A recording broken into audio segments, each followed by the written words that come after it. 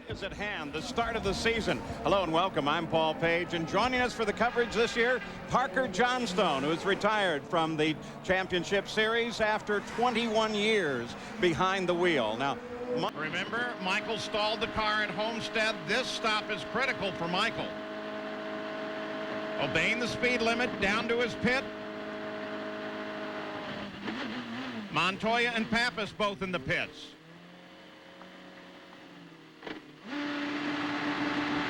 He's not going to stall it today. Oh! He is! How can he stall without much revs? Michael Andretti, it may all have gone away. Pappas, by the way, spun at the pit entrance. There he is. The yellow's out now for sure, Paul. Garcia also stopped. Michael rolls back. Oh, no. And there is no yellow, but Michael, I tell you, the problem there is, Paul, because they're downshifting, it can overheat the clutch and all these upshifts and downshifts that they're doing. And what can happen there is when they come in, we saw it earlier with Pruitt, you pull it into gear, and even though you've got a lot of revs, the clutch grabs and it stalls. because of this situation, just yank on that. It'll come out of there. Here's what happened, Parker. Holy moly, Paul. Scott was trying to go down the inside of, it looks like the car, it's hard to see there, but it looks like Tarso Marquez didn't anticipate. You got to slow down when you're side by side going into the corner. We'll look at it from this angle, Paul. Oh yeah, you can see he just speared him coming down the inside. He was trying to go around the inside of Elio Castroneves there, and Tarso just came in way hot, locked him up offline. There's no grip there. A lot of rubber already being thrown off the outside in the marbles, and just speared the back of Pruitt, turned him around, and that's the end of their day.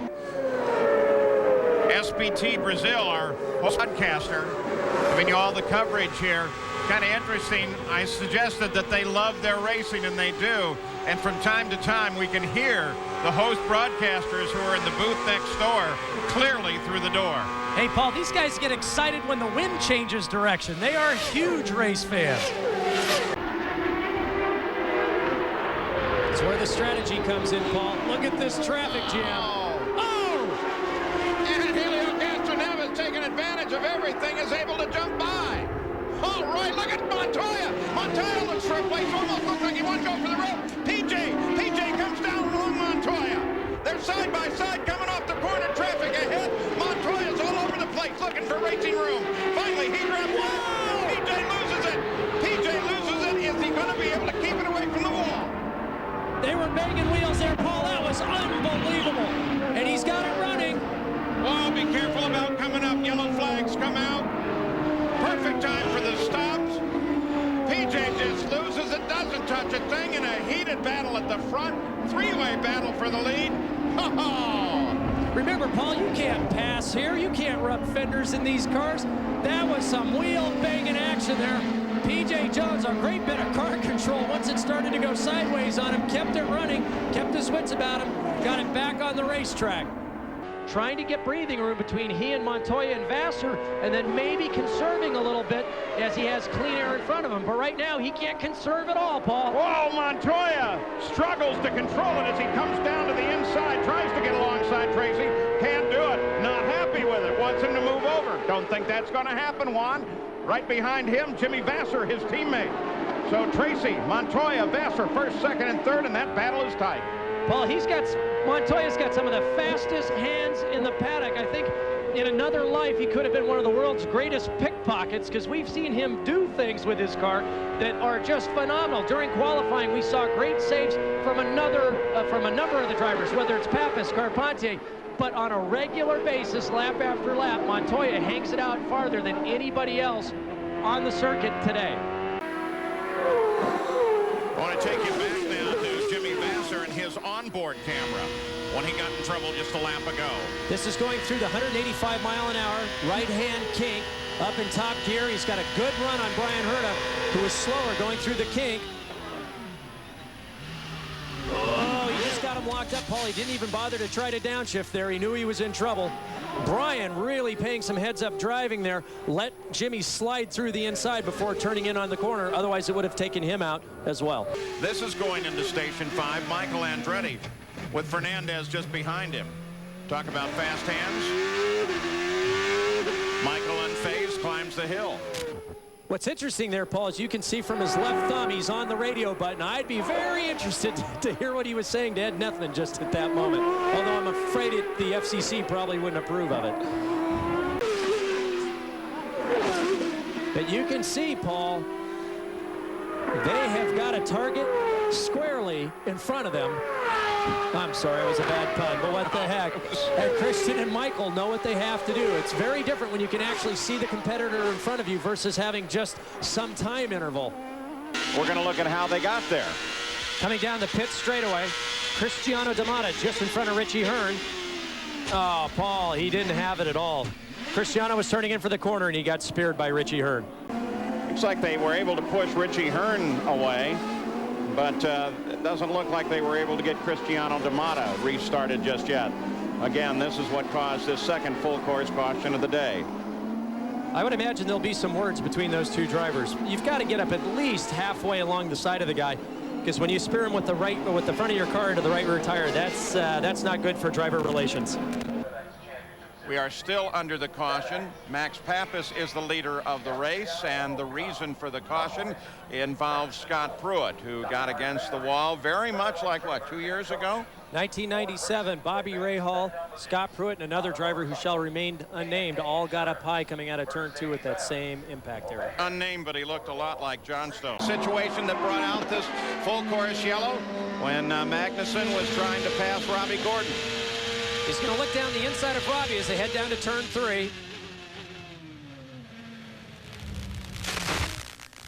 Well, Paul, you've got to at least be up next side by side with him in order to make the pass, and he just didn't have the pass completed. Robbie went for the apex, which is what any driver would do to maintain his position, and they made contact. You know, we've been really struggling with this car ever since St. Louis.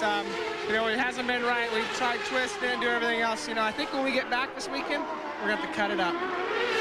Cut it up? You mean like saw it in half? Chainsaw, I don't know, something. Cut it up. We'll glue it back together. Maybe it'll be better. Thanks, Robbie. You know, you can only say that as a driver, Paul, if you're also the team owner. Also the driver and owner, exactly. I wonder if the pace car pulling off to the right confused him in some way. Well, I'm not so sure. Oh, he just got nailed from behind, nailed. Paul. Yep. That was all Castroneves into the back of him. You can see the hand in the air. That's what I suspected the first time we saw it. I just wanted to make sure. And P.J. Jones is just happy as can be that he now has a chance to drive the Reynard. Remember, he's been in the Swift all season, and he's really happy to have this ride. And we've got to share with the folks at home this weekend, because he's in Adrian's car, he's been renamed Pedro Jones. So that's his name for the weekend, or at least for the immediate future while substituting. And I had a question for Jan. Now that we've got Pedro Jones, we've got Jan Magnussen, Juan Montoya, Jan Beekes. Am I now Parker Johnstone? That's what I need to know, Jan. Yes, you can be that. You can be that. Okay, just checking. Oh! Franchitti backs her into the tires, bends the rear wing. Franchitti is out.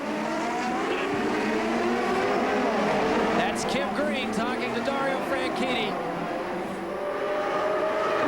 So Franchitti loses it in second place. Gives a little, look at the wing. The wing kind of flops back into place. He's got to come in with it, of course. Paul, he's in the wet on the inside. He's trying to make a move that he doesn't have. He's obviously got a good car underneath him. Maybe he felt that if he didn't get it done on the restart, he wasn't going to get it done at all. Remember, Paul Tracy in this very same corner last year had a problem with contact. Fortunately, he avoided Montoya, but it was close. Helio Castroneves off course. Don't see any obvious damage, excuse me. They're gone full course yellow. Sorry, Roberto. They've gone full course yellow. And oh my goodness, there's the championship battle. There is the problem that you could not afford to have happen. Montoya comes around the corner and clips the car. The championship fight will go on. This is a substantive change, Parker. That is exactly the sort of thing Juan Montoya didn't need. I'm sure that Chip Ganassi was telling him that Franchitti was falling back. Let's have a replay and see if we can watch this exactly and what happened. Obviously, they had yellows out for that flag. You can see the racing line here is in this area. Watch now as Montoya enters from the right of your screen. He had a lot of understeer, a lot of speed going in there. I don't think he would have made that corner, whether Castroneves would have been there or not, from the looks of it as he went in. We can only assume that if he had an engine problem, had fluid, we don't know. Tagliani may have passed that pace car coming into the pits. And if he did, they're going to take a hard look at a penalty for Alex Tagliani. Now the driver has to maintain pace with the pace car as they come around that entry road. This is what you would see from a rookie, and look where he is versus where the pace car is as they come in. Here's Tagliani. Pace car is back here. You can't do that until you get to the head of the pit entry line. Paul Tracy maintained his position. That explains part of the gap that we saw as they came in. Vassar, Tagliani comes around him. Fernandez. What do you think, Parker? Don't know, Paul. Good call, Parker. Always insightful. I really like getting that kind of information. It's a target car with a nice profile shot. Max Pappas suddenly slows. He drives off. That's a safe area that he can drive off. Max, park in the safe spot. Thanks for doing your best today. Series guys. Back up. Series sponsor FedEx has neatly parked one of their 727s off there. Hope Max gets it stopped before they get there. Looks like Max is just going to load up and go to Toronto from here. I'll just park here in the shade. I like it. Max Pappas, I'll tell you what, that man does have a flair. Jan Vikas, been a pretty good tussle going on. Castro Neves, Fernandez, Servia tries to get to the inside. Gets his nose down in there. Servia battles with Fernandez. And Servia's got him on the exit of the corner, but he's got a left-hand turn. Can he hold on there? Wow, Servia slides it, and he catches the barrier. Oh, what a great try that ends up against the tires. Oriol Servia. And you know, See if you can put it in reverse. See if you can get out of that mess. because there's probably little or no damage to that car because he hit absolutely parallel to the tires at a fairly low speed. But coming down into, oh, I don't know if going forward's such a good idea. Now back it up. Now back it up. Now back it up. I think you can back it up. And that, of course, as you said, is the absolute. Oh! Christian Fittipaldi gets in trouble. Takes a long ride on the grass. The car stays to the ground. And he doesn't touch a thing. The only thing that came off was the front shock cover. The only wild card, the only variable was the yellow flag, Paul. This is just what the other drivers were praying for, racing with Adrian Fernandez. Christian has had enough, though. He throws the steering wheel out of the car and starts to unbuckle. Well, he just started right up. He misjudged the pull-out. He pulled hard to the left and made contact with the right front wheel. And there is the luckiest man in this race yet today. So that he can put something together for next year. Same is true to a large degree. I would think maybe of Blundell. There's a lot of conversation about his future and whether or not he will stay at Pac West. And you can see Tagliani just tried to muscle his way by Carpentier. Patrick had no place to go. Blundell comes around the corner. The yellows weren't out yet. He comes in at speed and can't avoid the back of Carpentier's car as he turns in for the right-hander. Really can't be anything worse than teammates forcing one another into trouble. We've certainly seen it enough at Team Green. Now we're seeing it here at Players Foresight. And these are the two drivers that we talked about at the beginning of the show, Carpentier and Blundell, and how important this race was for their careers, for their futures. Now watch Mark, he turns in. I'm just in there too hot. And once you're committed, if you're driving on the limit, it's not like you can suddenly move 3 feet to the left. If you're on the limit, the car's committed to go to the point that you've already predestined. And Servia now slow. Whoa! Look at that! Why? Well, what happened is Jourdain got held up because Servia came back down the inside. The driver in front backed off to let him through. Jourdain was committed under braking and just rammed into the back of him. It is Elio. Look at the right front. Just collapsed suspension on the right front. He must have made contact previous to this. But imagine how helpless you are. 195 miles an hour, no brakes, and no control. So this is Montoya in pursuit of Moreno. And he's setting Moreno up for pass number 1 on this next lap. Gets a good exit coming onto the pit straight and says, well, no matter how late you brake, Roberto, I'm just braking later, and gets the pass done. Well, the hint there is pass number 1. Exactly. Because then all of a sudden, and without much of an explanation, Montoya slowed down. Comes onto the long back straightaway, trying to find a gear, can't find anything. Moreno goes by. And then to add injury to insult, Montoya says, I have passed you once, and I shall pass you again. And does so going off the long back straightaway. And should you dare get in front of me yet again, I will pass you once again. Through that first opening set of corners. Another incident. It looks Gidley and Pappas. Gidley. And heck, Max is saying, let me go. Look at that. He's got it parked up there. He's doing his Joey Chitwood imitation there. Max just wants to get free to get out of there before they come around so he can stay on the lead lap. Now, this is not embarrassing. Bobby Ray Hall, team owner, along with Dave Letterman, he's saying, what is that? Look at that. We got the right height all wrong, Paul, I'm telling you. She's a little high in the front. Well, we got wings on the front, but that's not what it's for. Here's how it happened. You can see coming out of the second corner under the short chute, Max just stops. He's got some sort of problem with the engine or gearbox.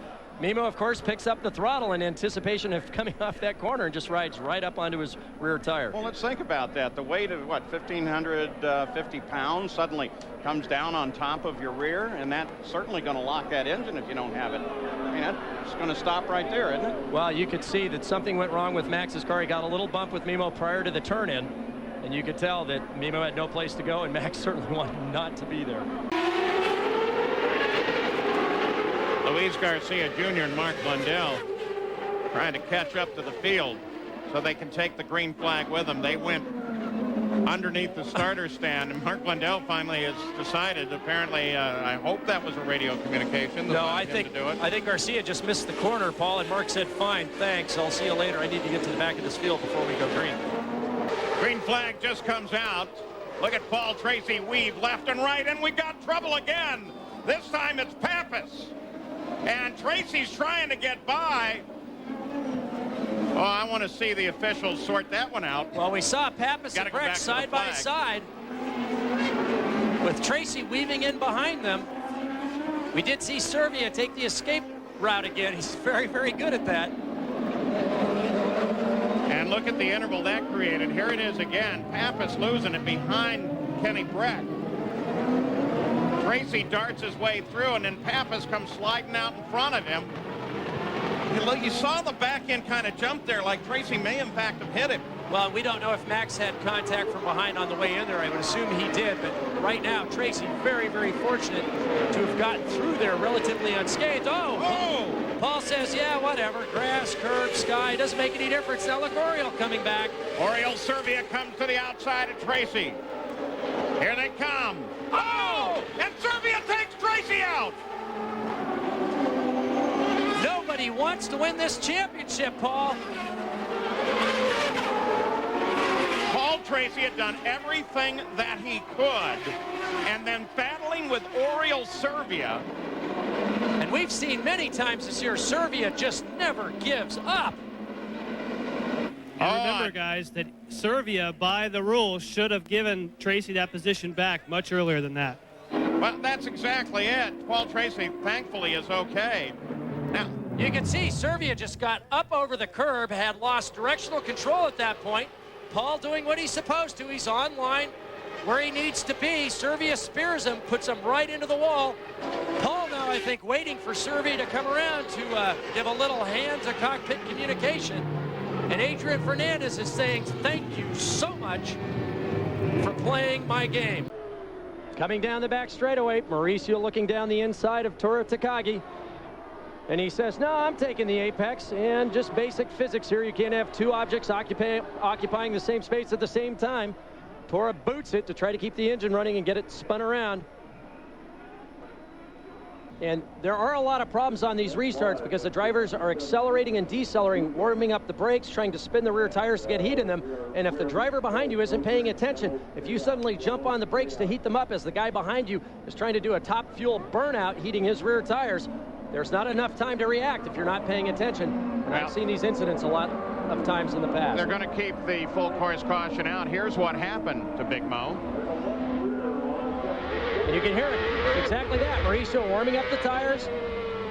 Catching up to the back now on the brakes. Boom! Gets nailed from behind. Now we want to take you with an onboard lap. Adrian Fernandez and Parker Johnstone, what's going on during that lap? Well, here's the problem. The 24-degree banking, over 5 Gs of total downforce. The drivers spend over 80% of the lap turning, which means their bodies are subjected to this load for almost 20 seconds of a 23.5-second lap. It's very bumpy, very quick. The track is safe. It's fast. These guys have gone over 250 miles an hour on the straightaways of the big ovals, but it's the G loading that's causing all the concern and the problems. All right, so a lot, if not all of the cars have stopped under the caution, and here is why. Watch the orange car.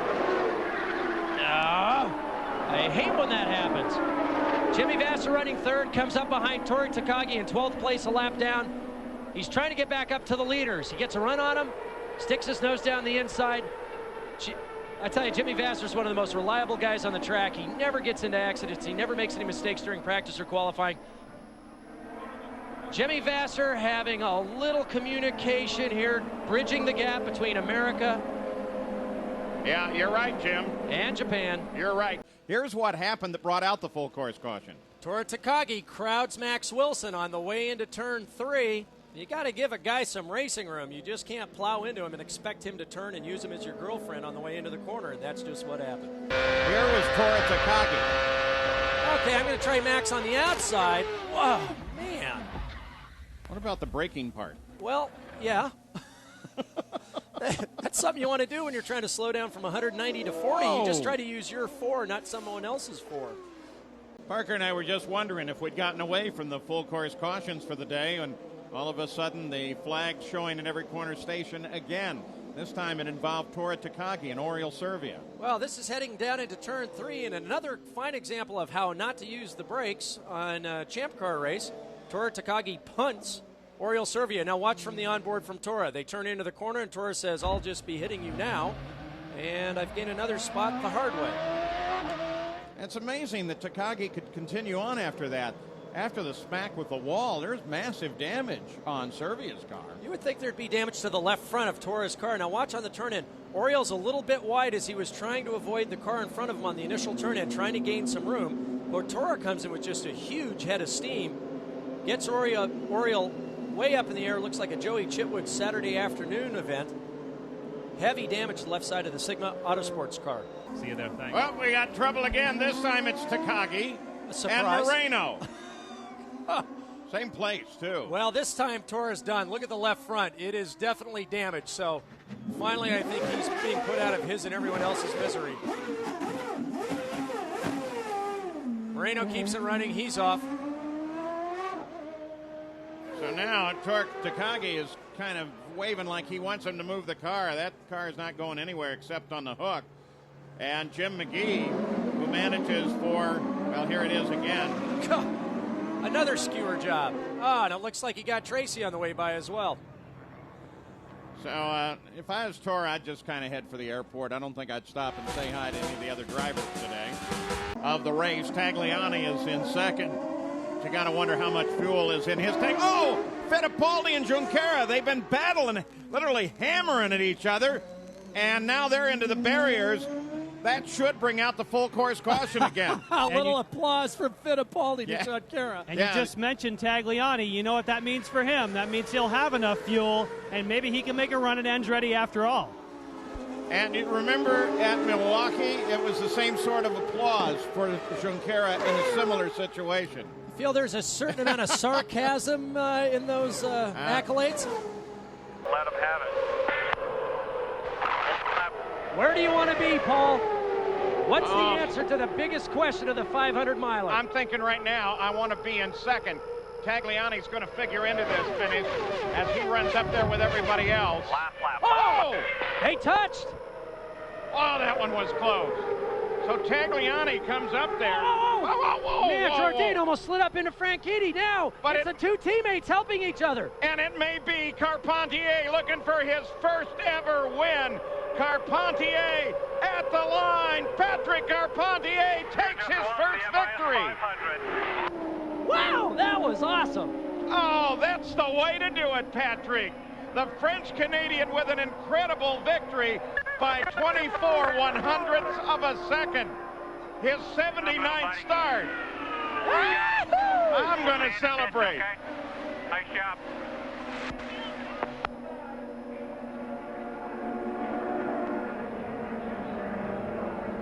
They have run the last lap of the Michigan 500. Oh, no. Watch Gidley on the outside trying to figure out where that smoke and what it contained. It contained Gidley, or Jourdain rather. Gidley missed him. It was very, very good. Now watch on board from Jourdain. Comes down, completes a downshift. Says, whoa, that's a throttle. Please, no one hit me, please. Mimo, could you go around that side? Thank you.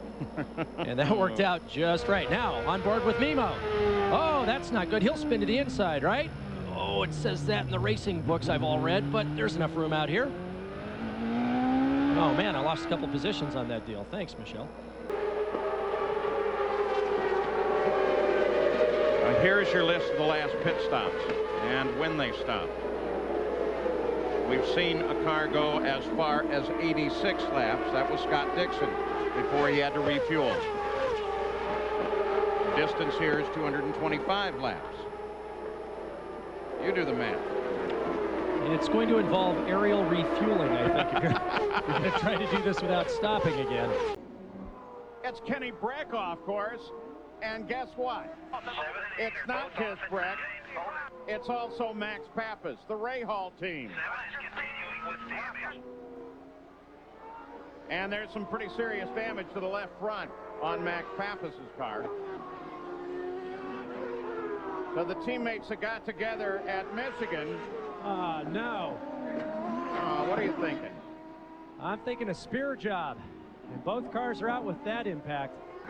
And a moment ago, Tora Takagi, Terry Trammell's trying to get him out of the way. Tora's having nothing of it, and that was why. It'd be pretty embarrassing to get wiped out by your own car. Maybe it's just the car's way of getting even. Okay, now we'll see what happened here. Serbia down the inside. Takagi just locks him up.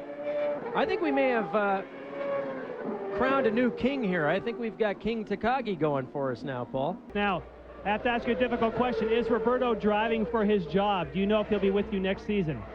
That decision has been made yet. Thank you, Pat. Thank you. All right, you say it. Good. Nice work there, Jan. That's a brave Jan Bikas asking that question. And got a nice smile from Pat. Pat is, if anything, he's a negotiator. And this is the time of the year I think he loves most, just because he's able to work deals with drivers, and he's got a lot of balls in the air right now. I'm glad the way you finished that the way you did there, Paul. You had me worried there for a minute.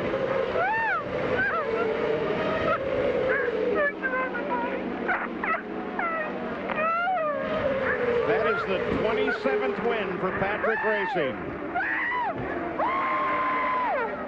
I think I've heard more crying on the radio today than I've heard ever. A few moments ago of the German people here, and it truly has been amazing. Whoa! Breck's in trouble, and he catches it, loses it again. Watch it. There you go. You're okay. Get back on the track. Let's go. There you go. Go. Well, it gets a yellow, though. Pack up, Glenn. You're going to be okay. It gets a yellow. That was some pretty fantastic driving, doing 185, 190 miles an hour.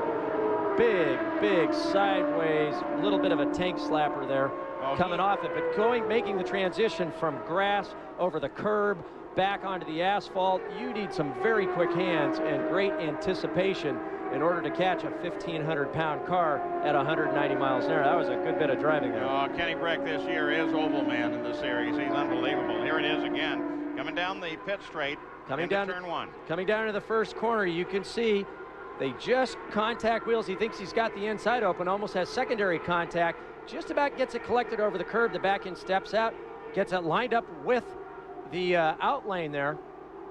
You can see going down the inside. You know, the problem is you're raised on road courses. A lot of the European drivers, if they haven't spent a lot of time on ovals, they get to a corner and say, I've got the line, I'm going for the apex. Kenny has spent a lot of time on ovals compared to, say, Juno Bronchera. And what ends up happening is your mindset is you can go side by side through these corners, but the guys have got to give you a little bit of room. Bronchera comes down to the inside. Kenny's not anticipating it. He figures, hey, I'm going by a back marker. doesn't get the pass stuck. So, I mean, he's got the right front hung out with the left rear. Junqueira gets bumped, but does just a great job of saving it.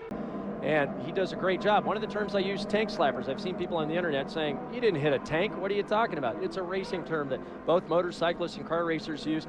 It comes from motorcycling when the back end's moving around and your hands literally slap the tank with low bars. Well, you're not going to say this is a driver-induced multiple oversteer skid with the back end going back and forth, so we just call them tank slappers. Driver-induced multiple? I know, you're going to get me, aren't you? Okay. So watch once again as they come down to the corner. Kenny Brack to the left on the inside. Right here, he's got this pass made. Now look how hard he is on the brakes, because this is a long view of this. We can't see that he's side by side. He just stands on the brakes when he realizes Bruno is not going to hold the higher line. They touch. Kenny catches it. That was pretty spectacular, only losing one position. 3 teams, top 6 positions. Why wouldn't you have split your cars on the fuel strategy? That is an excellent question. Thank you. And the answer is? I'll let you know in a little bit. Well, watch it again. Halfway through turn 4. There goes the shock cover. It was just the shock cover was the only thing. Thought I saw a little wobble at the back of the car just before he lost it, and it wasn't really there. Paul Tracy taking a very deep breath there. Oh, that was Mikey and Franchitti that went through. Exactly, and Mikey looks like he got Dario as they went on through. So here's Dario. Imagine what's going through Dario's mind now. He comes off the corner and says, please go to the inside. Please, please, thank you. Well, I mean, we make a big deal about each and every point for the most laps led. Yeah, but it's real. Well, because remember 99, Frankie. Oh! There it is. Tank slapper coming off back straight. It's the first mistake we've seen Alex make in a very long time. Didn't get the correction out. Instead, slapped the right front into the wall, damaging the right front suspension and wing. Interesting little stat here. Of all the drivers running the full season, only Sinji and Paul Tracy have not led a lap this year. Why would you do what they're doing? Man, what is that? He almost walled him there. That's very interesting. I think he wants... Was it just because he was fooling around? 12, Scott. That's the leader in front of you. Oh, that's when you discard a tear-off, it's normally not quite with so much emotion. There was a little extra signal there. Michael Andretti now by the pace car. They've picked up the leader, Castroneves. They nearly walled each other going up through start-finish. Well, we'll look at it first externally. Okay, the full course caution is out. Scott Dixon now either trying to push Castroneves up to catch the pace car. I'm not sure what this is. Castroneves coming back online towards the inside. Nearly had wheel-to-wheel contact there. Dixon looked over several times. Now watch the discarding of the tear-off by Castroneves. There's a hand motion and some debris given at the same time. Here, take this for your coolers or your turbo intake. The last few races that we've seen at Laguna, Houston, Vancouver, for a while there with the number of incidents that we had and the aerobatics that we saw at Laguna, I thought we were having a casting call for the sequel to Driven there for a while. Guys, if they were committed to the pits, would be okay. That's something we're going to have to find out. Right, what they do... Well, that was nice of Jourdain. Okay. I think he kind of looked down. It's another sign just that I'm having trouble. Like, I didn't do anything wrong. There must be something wrong with the car. What was this steering wheel thinking there? I don't know. I've got a microphone that does that every once in a while. The race is Surfers Paradise, Australia. The Grand Prix of Australia. Paul Page, Parker Johnstone, Jan Beekes with you. Gary Gerald has the weekend off. He's on a one-race probation. No, he's not. Okay, this should be a time stop. Again, the Penske team uses the lights inside the fueler's helmet. Kenny Brack's already underway, but he's at pit in. They use the stick, too. LEDs and a big old stick. It's a backup. That's a backup. The backup. My wife has a backup stick, and it has nothing to do with fueling. I keep asking her, did you get it? And she keeps saying, get what? She just whacks me with that thing. We saw the backup there. Castroneves still having braking problems. Anti-lock braking system between his brain and that foot's not quite working the way it should. Now, speaking of the $1 million, they're averaging everything up. At 500 miles, $1 million is $2,000 per mile. And then when they shortened it to 460, it went up to $2,174 per mile. And now at 440 miles, $2,273 every half lap. That sounds like something I would have done. I can't believe you did that. I didn't do it. I got it from somebody else. Okay, well now I can't do that kind I'll of be math. able to sleep tonight. Well, before we get to the sprint, I wanted to thank you, Paul, and Gary and Jan for being the voices of kart for so long and the defenders of open wheel racing.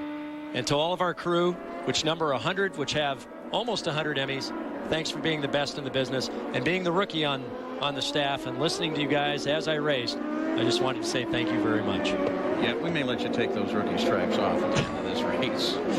Now, it has been a good run. Great team, best racing team I've ever been with.